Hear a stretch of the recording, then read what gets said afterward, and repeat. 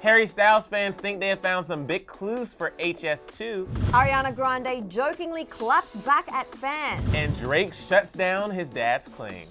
All that and more on today's Daily Hollywood Rundown.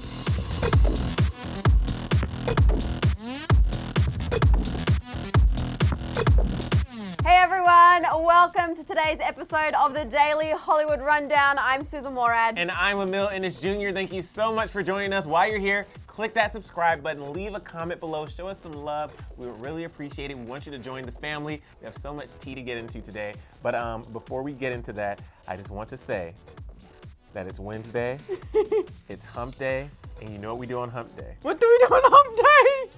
I don't know. I kind of lost my train of thought, so I was trying to come up with something on the spot. Clearly that improv segment didn't work. No, it did. I got really excited. Yeah, you know how much you thought something was you know how coming. much I like these fun little, inserts that we do. Yeah. Shall we make something? No, we definitely shouldn't. We have enough for a show. All right. But guys, we're gonna get right into it, starting with the Dolan Twins. The wait for the Dolan Twins' update is finally over. The boys uploaded a new video to their YouTube channel yesterday afternoon titled, "It's Time to Move On."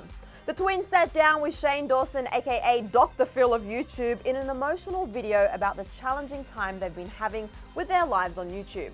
Before you freak out though, if you haven't watched the video yet, let's just get it out of the way that they aren't quitting YouTube, they're just slowing down and changing things up. They opened up about the fact that being 19 years old, going on 20, they have been uploading a new video every single week since they were 14, and they just weren't coping with the grueling schedule and lifestyle anymore.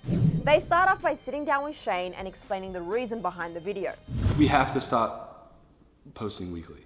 Which may not seem like the biggest deal to the average person, but this has been their life for the past 5 years. And while most people their age have been living and growing up offline, they have been super focused on their channel and posting videos. They love doing that and were extremely passionate about it for a long while, but then they started to burn out.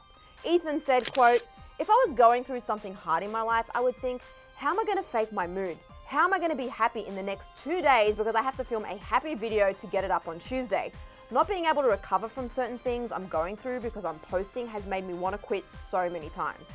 Shane lent some great advice to the Dolan Twins as someone who used to post almost daily at one stage, but now posts whenever he chooses rather than being controlled by a posting schedule and feels passionate about what he's posting.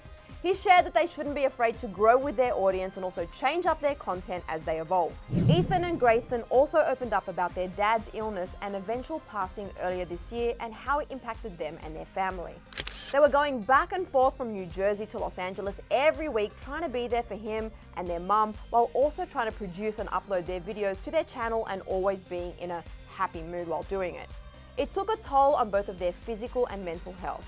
Ethan caught a bacterial infection while he was caring for his dad and became very sick himself, and Grayson injured his back while helping lift his dad when he was really sick. It's a really long video, you guys, so check it out if you haven't already, but in summary, it became clear to the Dolan Twins that they were not prioritizing themselves during a very challenging time. Their health, family, and friendships all took a back seat to their YouTube channel and weekly posting schedule, so they just needed to take a step back and rethink their lives. They decided that along with discontinuing the weekly Tuesday videos, they will be only producing content that they really care or are passionate about, like their video that they made with Jeffree Star a couple of weeks ago. They also want to be more open and vulnerable with their audience moving forward so they can be more real about what they're going through behind the scenes. They also tore down their home studio, which began to feel a little bit toxic for them, and got Tuesday-inspired tattoos to remind them of the 5 years of their lives that they uploaded every Tuesday. I am so happy for them.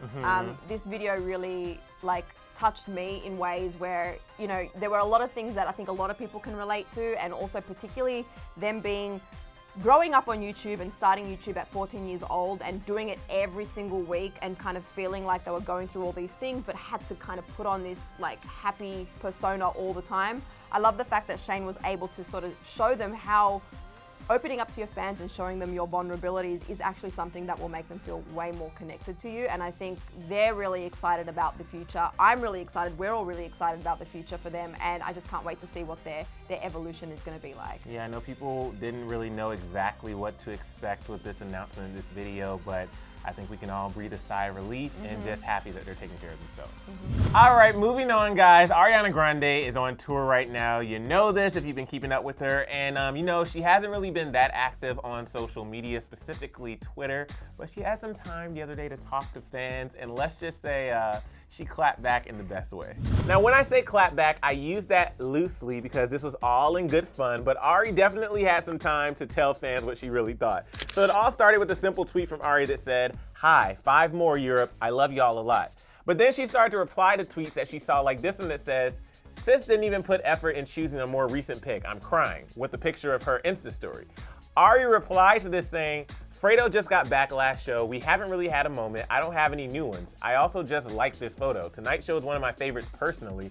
What am I missing? Y'all stress me out. LMAO, love you the most." Clearly, Ari wasn't upset, but another fan replied to Ari's response and said, "Sis, the crowd seemed kind of dead in all the videos I've watched." Ari had time that day though, because she responded to this fan too saying, "Oh, I see. Well, it felt really nice to me, vocally and energy-wise. I thought they were lovely. Maybe you gotta be there to really feel it. Not everything can be truly felt through a phone sometimes, but I don't know, was it weak?" Now at this point, we figured this would be the end of it, but Ari was not done. Another fan said, "A little," to which Ari responded in the most hilarious way saying, "Oh, well, felt good to us, LMAO. I really only hear me in the band unless I take one of my in-ears out. I'm just grateful for another sold-out mother show and for my healthy cords and for y'all and to be home soon. Love you, thanks for everything."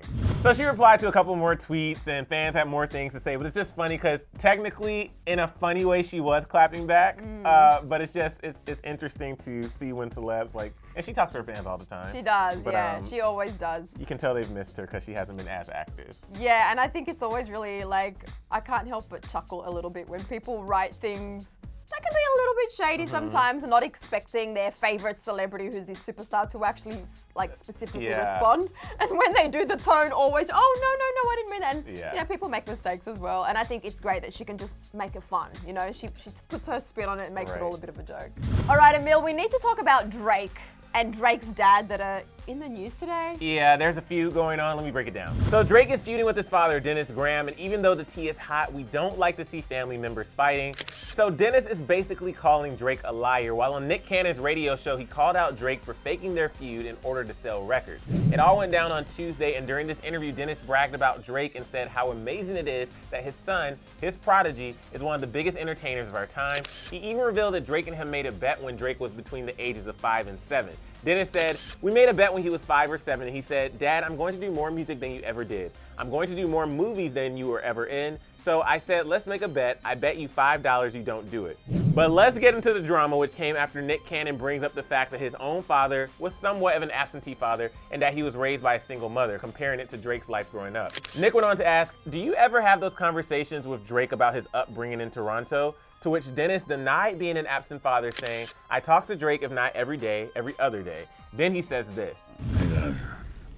"Dad, it sells records." So after these claims, Drake had some things to say. He took to his Instagram story to share his thoughts, saying, "Woke up today so hurt, man. My father will say anything to anyone that's willing to listen to him. It's sad when family gets like this, but what can we really do? That's the people we are stuck with. Every bar I spit was the truth, and the truth is hard for some people to accept."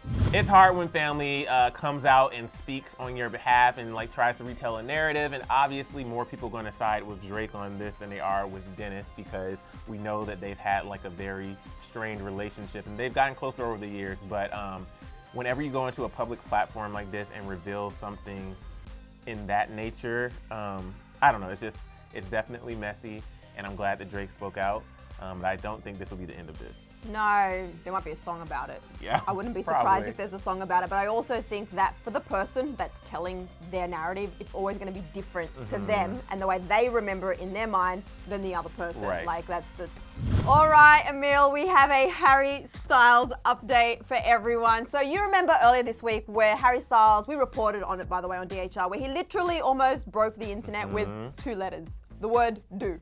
That's it, just do. Well, it looks like some fans might have an explanation, possibly of what this all means. As we just mentioned, on October the 5th, Harry set fans into detective frenzy when he tweeted, "Do." No explanation, no other words, just do. The comment section was going off with people speculating that this could be the lyrics to a new song, or whether it could be linked to his new album title, or maybe Harry was just chiming into Baby Shark. Well, it looks like we now have a few more clues. But first we need to say that at this stage it still is just speculation. Nothing's been confirmed officially, but it is looking like the clues do add up. ID Magazine and Teen Vogue report that it appears as if Harry's mysterious tweet was a teaser for an upcoming album. A Twitter fan account has shared a number of fan pictures of recent billboards that have started popping up around my homeland, Australia, with the words, "Do you know who you are?"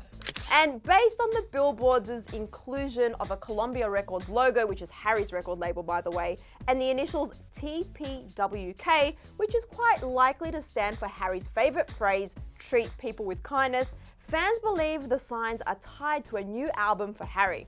And fans are going crazy over these images with tweets like, "Australia won the Hunger Games," and a tweet with a clip from The Office, which is basically all of us right now needing to just calm down.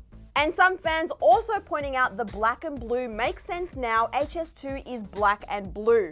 Fans have also started sharing images of the billboard in reply to Harry's original tweet, like this person who posted this pic saying, "HS2 coming soon?"